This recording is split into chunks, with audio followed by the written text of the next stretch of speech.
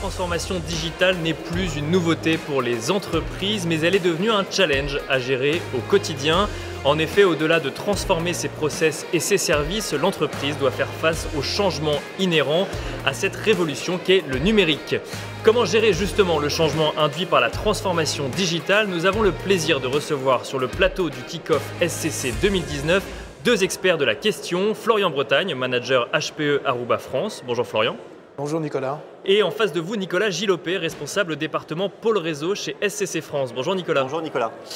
Alors la digitalisation, messieurs, c'est un terme très général. Il existe plusieurs métiers de l'entreprise et surtout plusieurs expertises IT dans le domaine du réseau. Florian, qu'est-ce que cela veut dire ?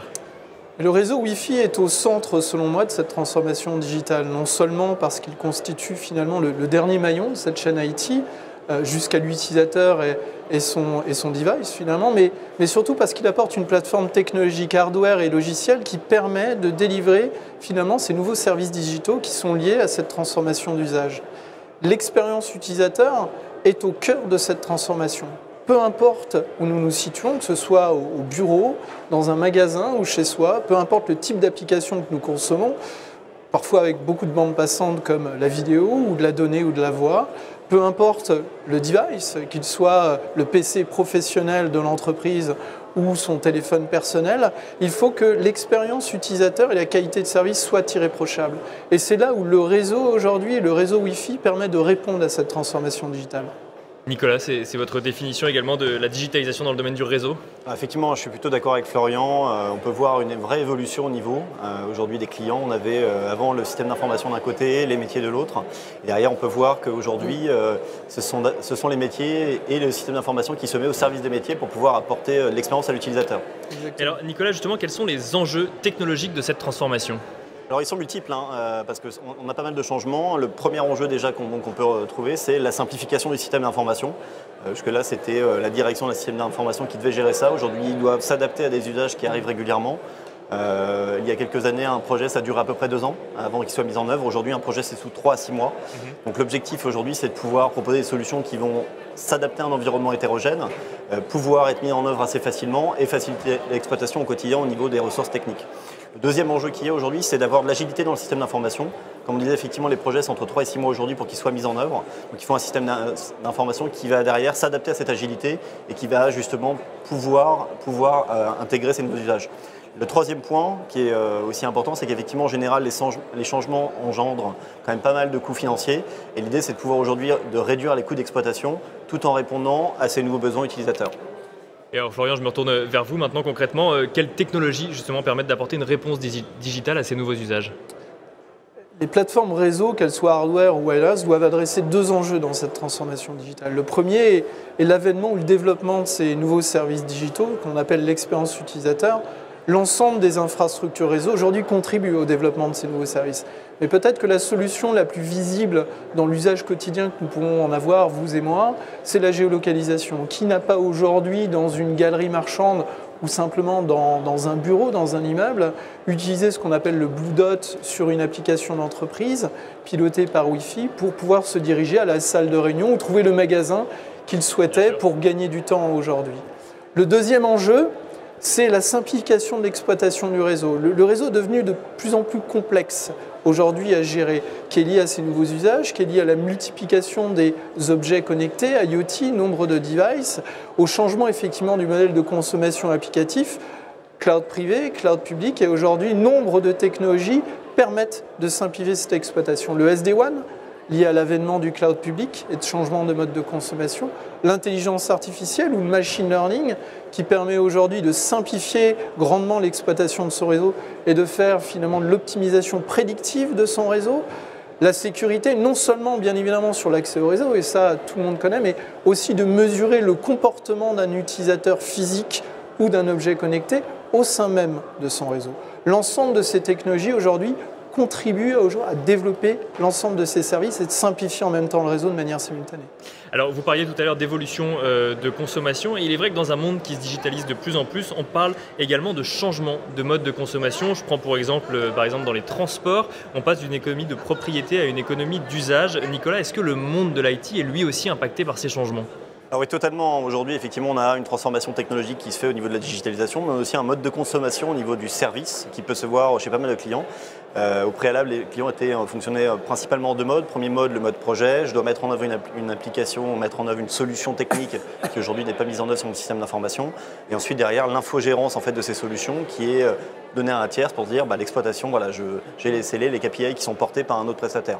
Aujourd'hui, effectivement, avec ce nouveau mode de consommation qu'on peut avoir, la mise en œuvre de pas mal de solutions pour donner à la volée à l'utilisateur la meilleure expérience possible, on se retrouve sur un mode de consommation qui est plutôt en loyer mensuel. Donc on voit pareillement, aujourd'hui on n'achète plus un système d'information, on va louer des VM cloud, soit cloud hybride, soit cloud interne. Derrière, on a pas mal de clients aujourd'hui qui nous demandent dans l'approche d'avoir plutôt une approche as a service. Donc comme son nom l'indique, d'être orienté service pour l'utilisateur, plutôt que de dire tiens, je vais acheter mon système d'information. Donc c'est une vraie mutation complète par rapport à ça, parce qu'aujourd'hui, même l'infrastructure devient du loyer mensuel. Et derrière, elle doit s'adapter. Ne plus le posséder en propre finalement. Voilà, il y a pas mal d'entreprises aujourd'hui qui possèdent de moins en moins en propre et qui disent voilà, je préfère avoir une infrastructure qui dans 24 mois va avoir besoin d'évoluer, qui ont payé un loyer mensuel sur 24 mois et qui disent au bout de 24 mois on verra, si le système d'information est toujours adapté, je vais aller vers une évolution derrière et c'est à vous de me faire l'évolution dans ce loyer mensuel. Alors, si je comprends bien, messieurs, les entreprises connaissent plusieurs bouleversements. D'abord, elles doivent devenir consumer-centric. Ensuite, elles attendent une gestion simple des technologies et elles changent leur façon de consommer. Pourtant, même si la digitalisation impacte tous les secteurs d'activité, elle ne les impacte pas tous de la même manière. Et pour cela, je vous propose de jouer à un petit jeu. J'ai sélectionné des photos qui concernent 3 secteurs d'activité et nous allons les commenter ensemble. Les premières photos vont apparaître et elles concernent le secteur de la distribution. Messieurs, qu'est-ce que cela vous évoque ?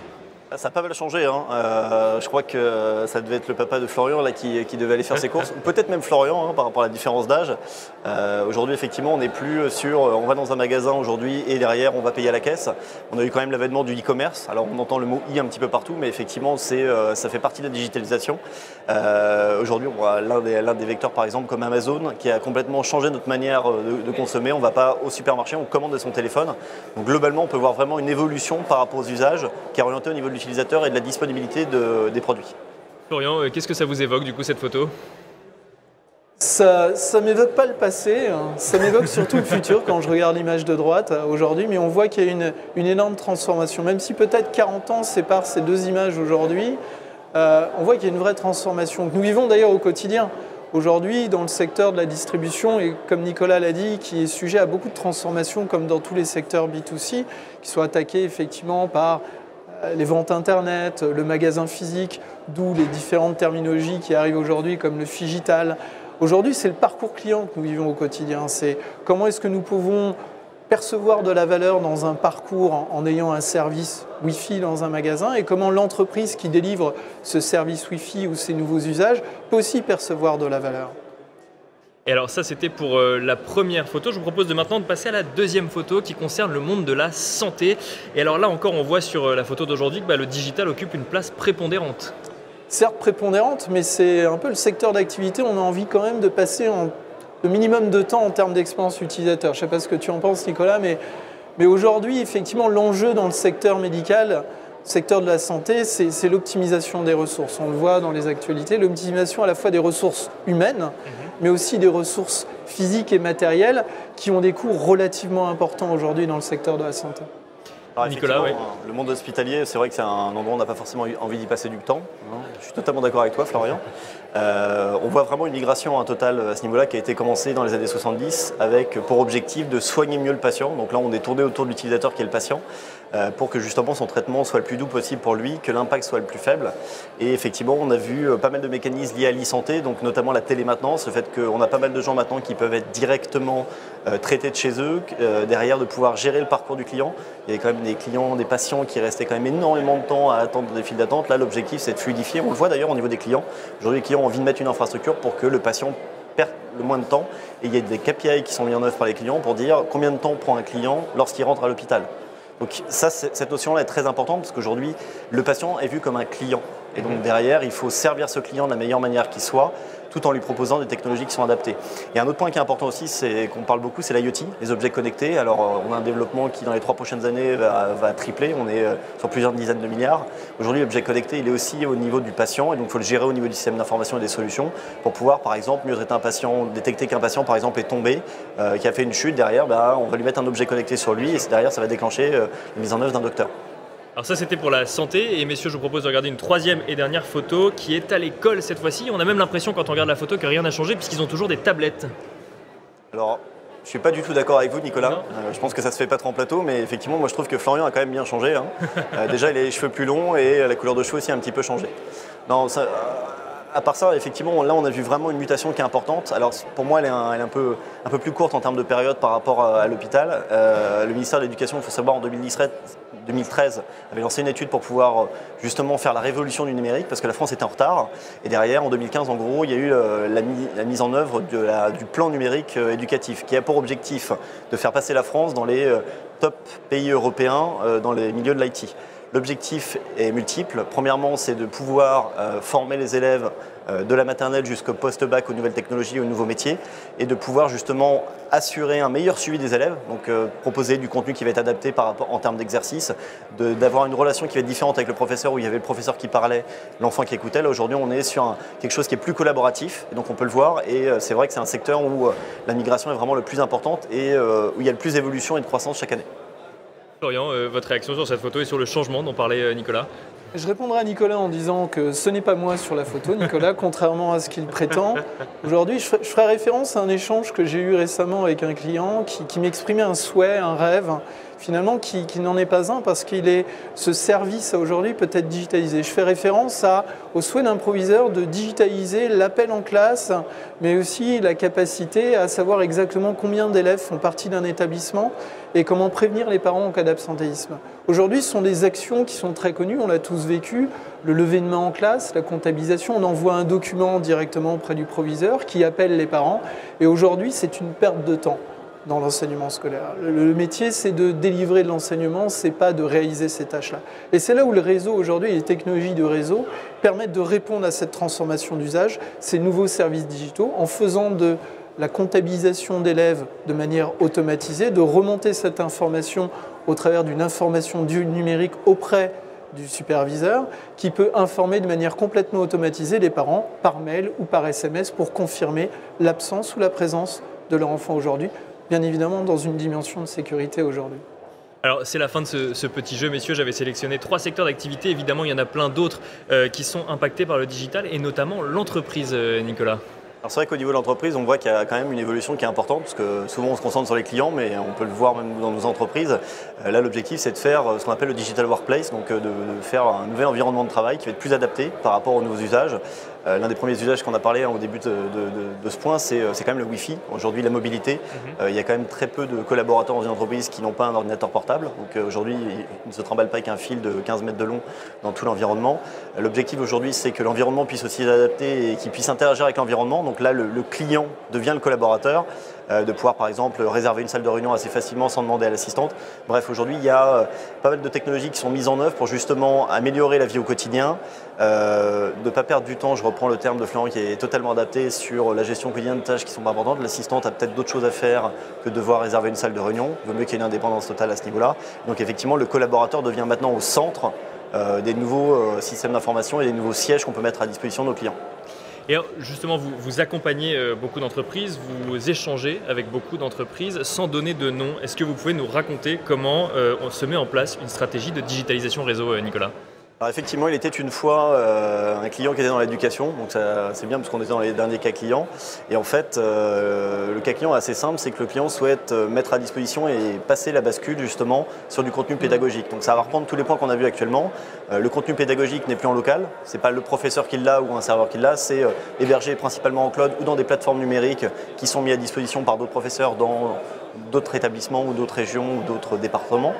On est sur un périmètre de plus de 100 000 élèves aujourd'hui qui travaillent et l'objectif c'est de fournir du service aussi bien pour les élèves que pour les professeurs de manière transparente en utilisant les outils pédagogiques qu'on a énumérés tout à l'heure dans la référence de l'éducation.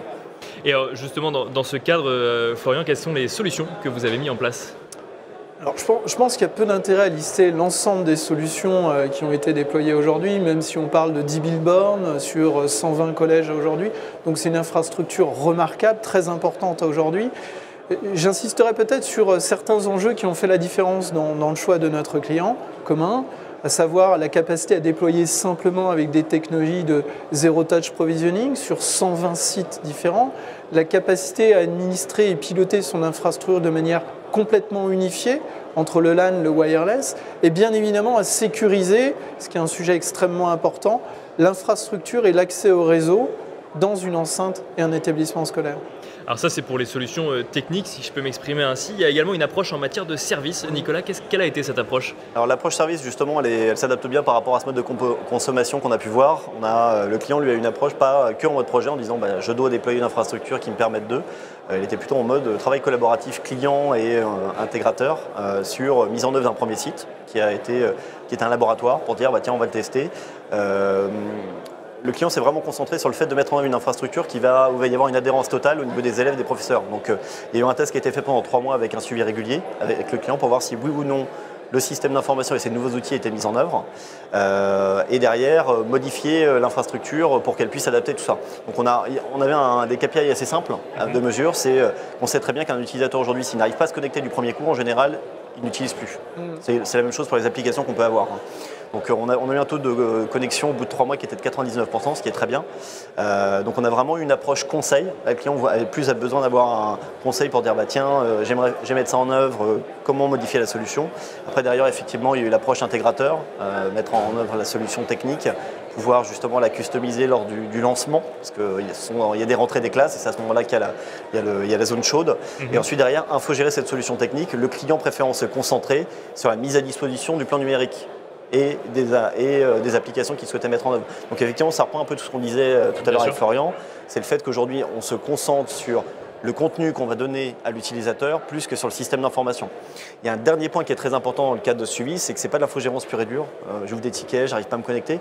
C'est qu'aujourd'hui, on est en train de faire un travail avec ce client-là depuis 3 ans, avec un suivi tous les mois pour le suivre dans ses nouveaux projets, modifier le système d'information pour pouvoir justement rajouter des services. Le dernier service en date qu'on a rajouté, c'est la mise à disposition d'un module qui permet de couper la connexion des utilisateurs à la fin des cours, de manière automatique. Donc ça a encore amélioré la satisfaction des professeurs qui n'ont plus besoin de surveiller que la tablette s'est éteinte.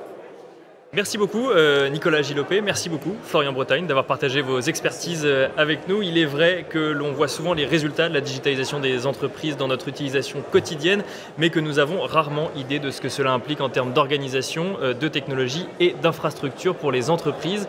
Et quant à ces dernières, oui, quant à vous, vous savez à présent à quelle porte frapper pour vous faire accompagner dans vos problématiques réseau.